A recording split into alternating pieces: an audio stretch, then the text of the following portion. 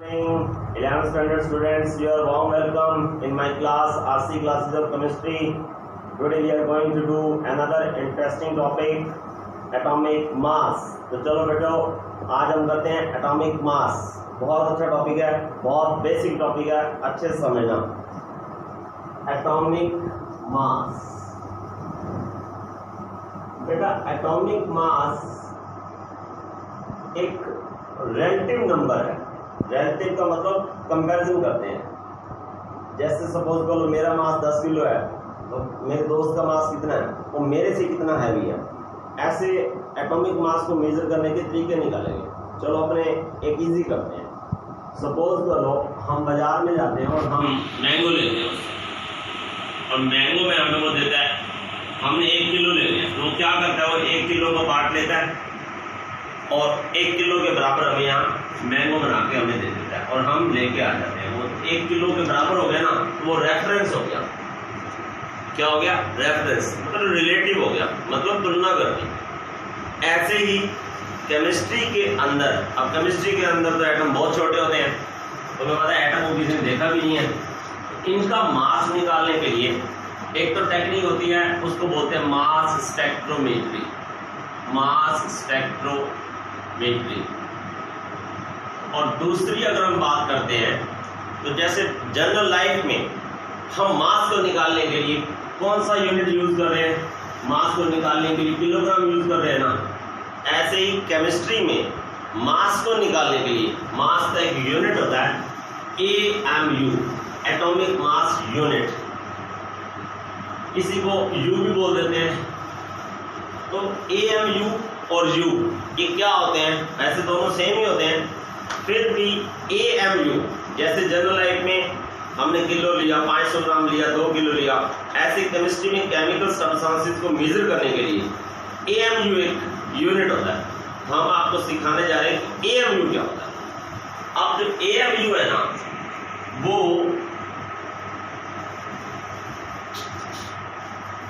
AMU atomic mass unit, ये actual में equal होता है 1/12 ऑफ C12। केमिस्ट्री के अंदर भी ऐसे मेजर माना गया। कार्बन 12 लिया गया और उसका मास 12 AMU माना गया। बस पहले तो ये ध्यान रखना। अब पहले आप कैसे करते थे? पहले जब आप छोटी क्लासेस में थे तो एक्स लेते थे, जेड और ए में क्या आ जाते थे? प्रोटॉन और न्यूट्रॉन, तो आपका एटॉमिक मास आ जाता था। आज एटॉमिक मास की डेफिनेशन, एटॉमिक मास को मेजर करने का यूनिट AMU जो होता है वो 1/12 ऑफ C12 होता है। It means the mass of anything, the mass of anything element,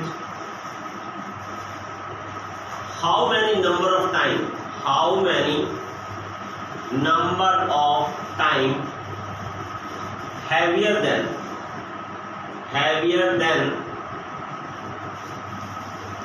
1/12 of C12, that is called AMU।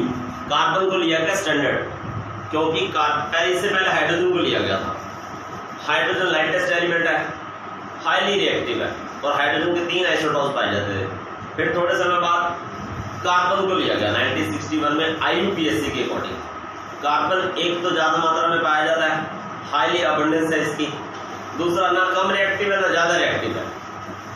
तो 3 कारण थे कार्बन को चुनने के। इसकी अबंडेंस ज्यादा है, नेचर में पाया जाता है। नंबर 2, ये ना तो हाईली रिएक्टिव है ना ही लेस रिएक्टिव है। ऐसा तो नहीं होता कि लकड़ी है आग पकड़ लेगी। जिस टेबल, चेयर, ब्लैक बोर्ड में हम पढ़ते हैं ये सारे के सारे कार्बन है। और नंबर 3, कार्बन का C12 आइसोटॉप लिया गया, C12 लिया गया। अच्छे से सुनना, जिस वक्त ये बनाया गया उस वक्त कार्बन के आइसोटॉप नहीं पाए जाते थे, सिर्फ C12 ही नॉन था। ये 3 बातें तो पहले ध्यान रखना। उसके बाद हम जाते हैं आप AMU पे। सबसे पहले कार्बन को बेस क्यों बनाया गया ये बताया, फिर एटॉमिक मास को मेजर करने का यूनिट क्या होता है? AMU। अब AMU क्या चीज है? AMU होता है 1/12 ऑफ C12। एक कार्बन एटम का मास 12 U के बराबर लिया गया, चाहे 12 U बोलो चाहे 12 AMU बोलो। अब हम चलते हैं सीधा काम की बात पे, AMU को निकालते हैं। AMU एक्चुअल में होता क्या है?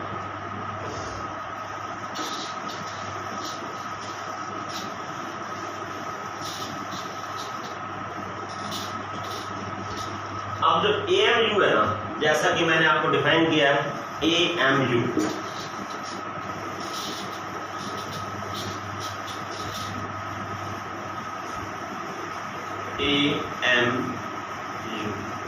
Is equal to 1/12 of C12।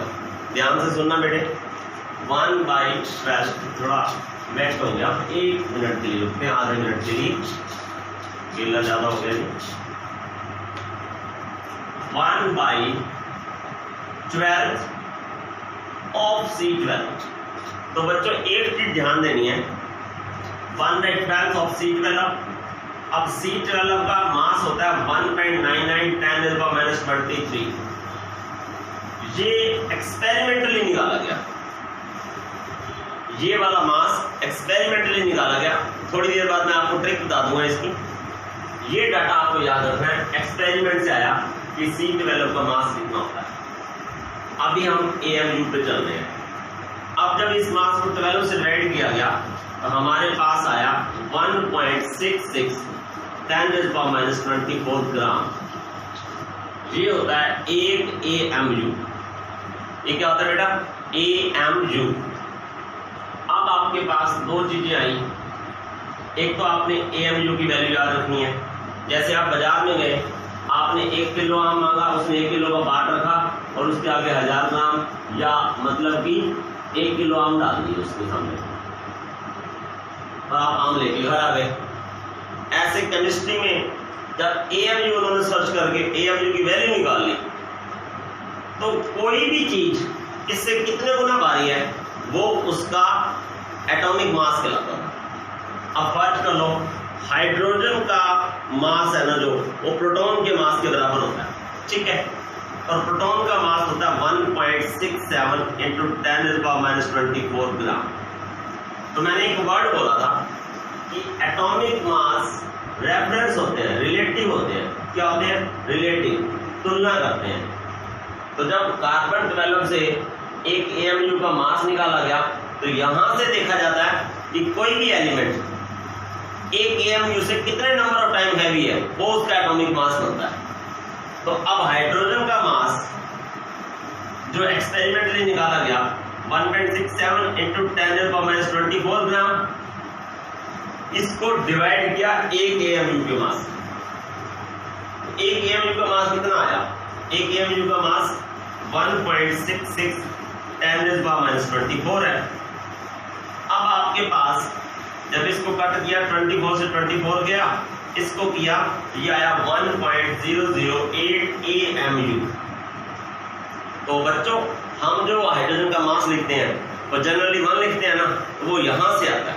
देखो कंपैरिजन किया ना, हाइड्रोजन का मास जनरली हम 1 AMU लिखते हैं। चाहे AMU लिखो चाहे U लिखो, वो बात एक ही है। अब केमिस्ट्री के अंदर ट्रिक्स लगती हैं, हर चीज को छोटा किया जाता है।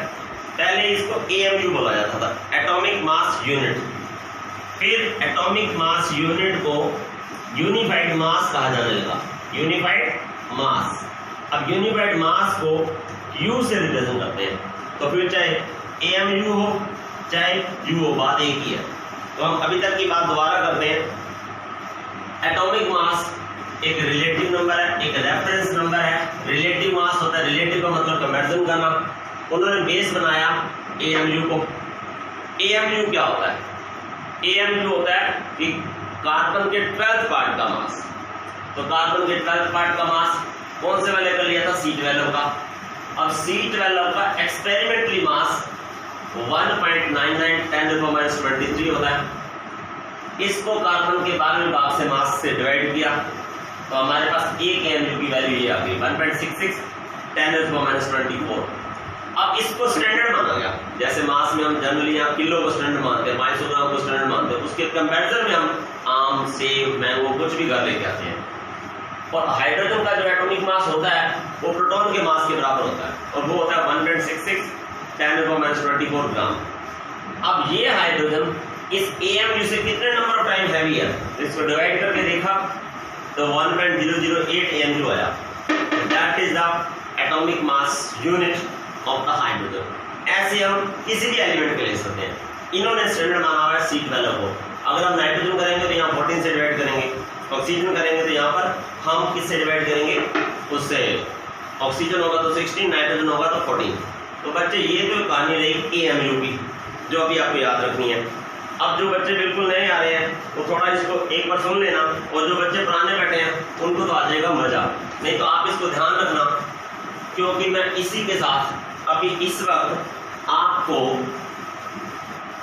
एक टॉपिक करवा रहा हूं, वो है रिलेशन बिटवीन गिल्ला हो जाता आज सॉरी बेटे, आज थोड़ा ये बैटर पकड़ रहा है, एक सिर्फ आधे मिनट के लिए इसके लिए यूज नहीं करेंगे वो डस्टर।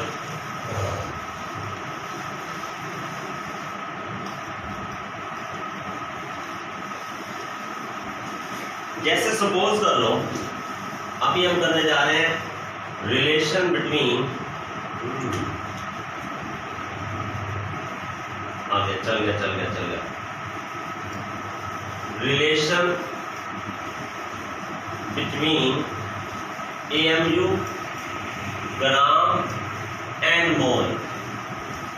11th वाले बच्चे जो फर्स्ट टाइम लेक्चर अटेंड कर रहे हैं और उन्हें हल्का सा अगर मोल ध्यान खड़ा है तो उनको समझ आ जाएगा, नहीं तो इसको एडवांस में रख लेना, जब हमारा मोल कंसेप्ट खत्म होगा तो ये बहुत मजे देगा आपको। सपोज कर लो जैसे हमने बोला था कि एक चॉकलेट अगर 10 रुपए का है तो 10 चॉकलेट कितने की हुई, तो हमने मल्टीप्लाई किया ना 10 × 10 को। ये कॉन्सेप्ट ध्यान रखना, एक चॉकलेट मान लिया 10 रुपए की है तो 10 चॉकलेट कितने की होंगी, 10 × 10 100 रुपीज की होंगी। ऐसे ही वो कहता है कि मास ऑफ 1 C12 कार्बन का मास है 12U। ये हम आपको बता चुके हैं, स्टार्टिंग में आपको बता दिया कि कार्बन C12 का मास 12 AMU लेना है। यहाँ तक क्लियर होने के बाद अब वो कहता है ये 12U है बेटे, 12U कहीं 120 मत समझ लेना। फिर कहता है mass of Na of C12। Na क्या होता है, एवोगैड्रो नंबर होता है। Na को ही 1 मोल बोलते हैं। जैसे मैंने यहाँ बोला कि एक चॉकलेट 10 का है तो 10 चॉकलेट कितनी है, 10 × 10, तो mass of Na of 1 C12 ये कितना आ जाएगा, 12 × Na × में U, ये U इसकी यूनिट है। यहाँ तक क्लियर। अब हमको क्या करना है कि जो Na है वो 1 मोल होता है, इसी को एवोगैड्रो बोलते हैं।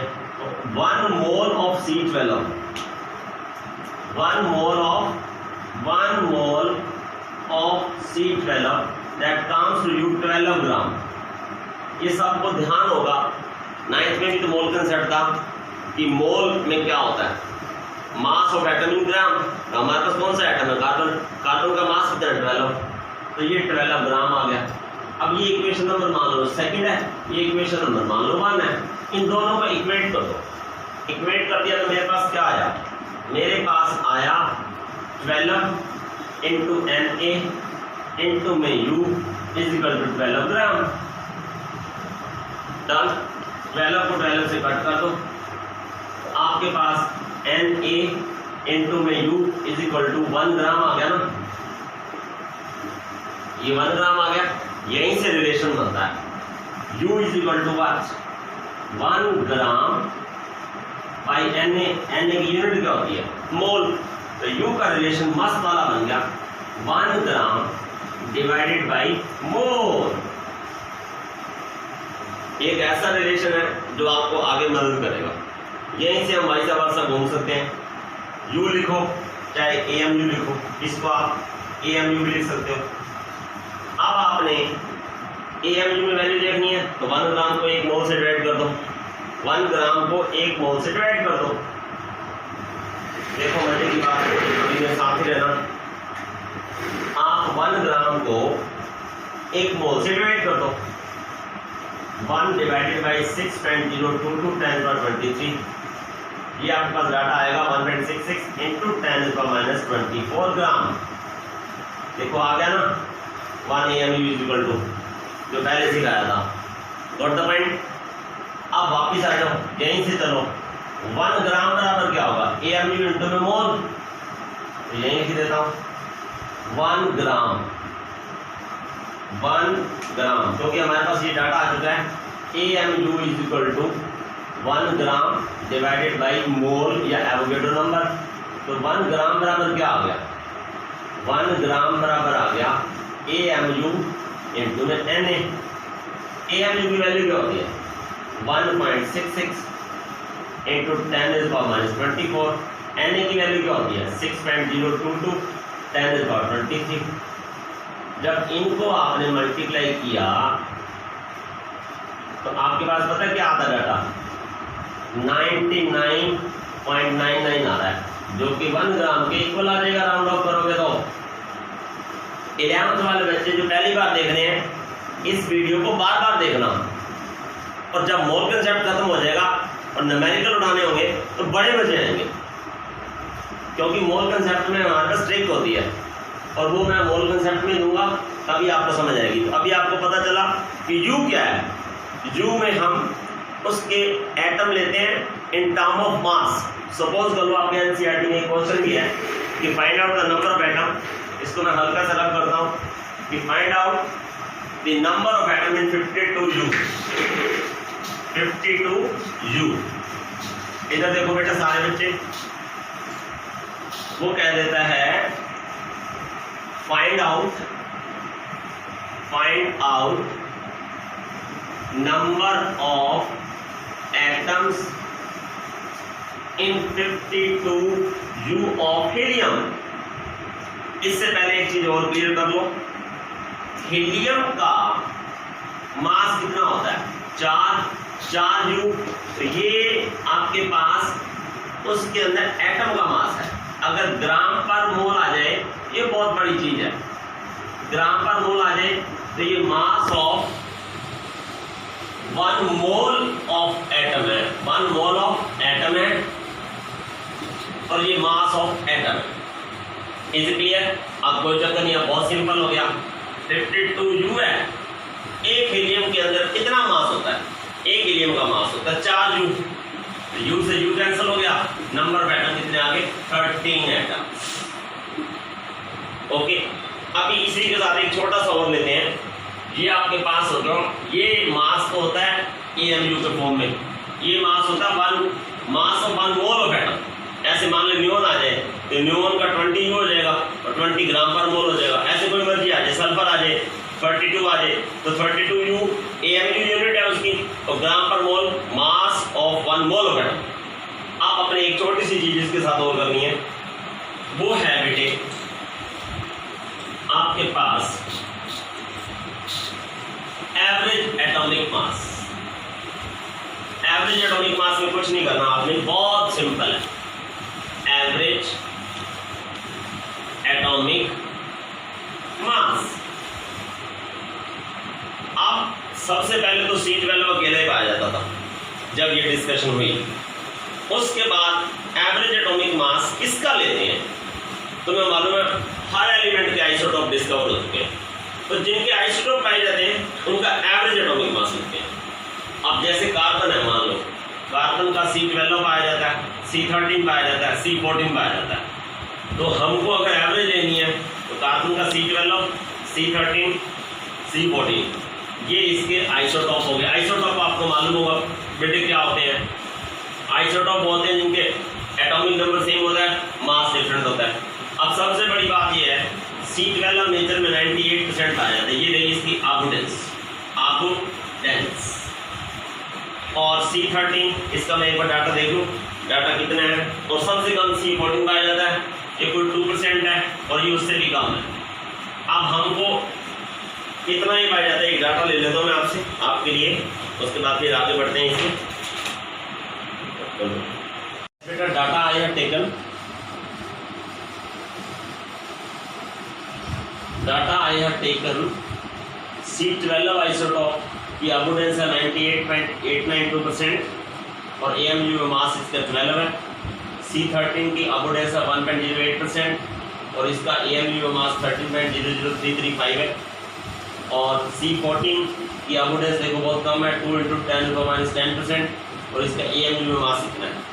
अब जब एवरेज लेना है ना तो इसको देखो 12 × 9 8.92 AMU में मास मल्टीप्लाई विथ परसेंटेज कितनी परसेंट है, ये परसेंटेज में डाटा पड़ा है, ये डाटा यही परसेंटेज में पड़ा है।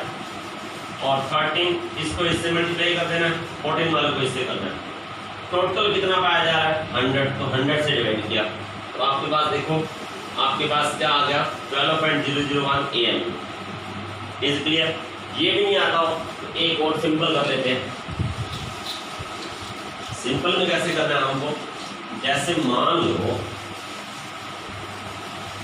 कि ये हमारे पास एक बॉक्स है, एक बॉक्स के अंदर ये ब्लू कलर की बॉल है, मान लिया 4 है, और फिर मान लो ये ब्लैक कलर की बॉल्स है, ये मान लो 6 है, मान लिया।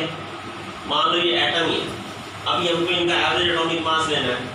ब्लू कलर वाले का मास है माना मैंने 40 ग्राम और ब्लैक कलर वाले का मास है 60 ग्राम। Is clear? अब अपने को इनका एवरेज एटॉमिक मास लेना है ना तो कोई प्रॉब्लम नहीं है, ऊपर कर दो कितने हैं ये ब्लू कलर वाले 4 हैं तो 40 × 4 कर दो, और ब्लैक कलर वाले कितने 6 तो 6 × 60 कर दो, तो 40 × 4 प्लस 60 × 6। अब देखो टोटल कितने, टोटल हो गए 10, इसे 10 से डिवाइड कर दो, वेरी सिंपल। सेम ऐसे ही कार्बन में किया, परसेंटेज थी कितनी परसेंट थी टोटल 100। ये इसलिए मैंने दोबारा लिखा कि बच्चों को ये नहीं पता चल रहा था, या तो इसको यहीं डिवाइड करके इससे मल्टीप्लाई कर दो, तीनों को ऐड कर दो तो नीचे 100 लगाने की जरूरत नहीं है। और अब बेटा आपके पास AMU और एवरेज एटॉमिक मास का जो टॉपिक है यहीं पे फिनिश होता है। फिर नेक्स्ट में मिलते हैं हम उसमें मॉलिक्यूलर मास, फॉर्मूला मास और फिर आगे बढ़ेंगे मोल कंसेप्ट में। गुड बाय बेटा, खुश रहो, मस्त रहो, पढ़ते रहो।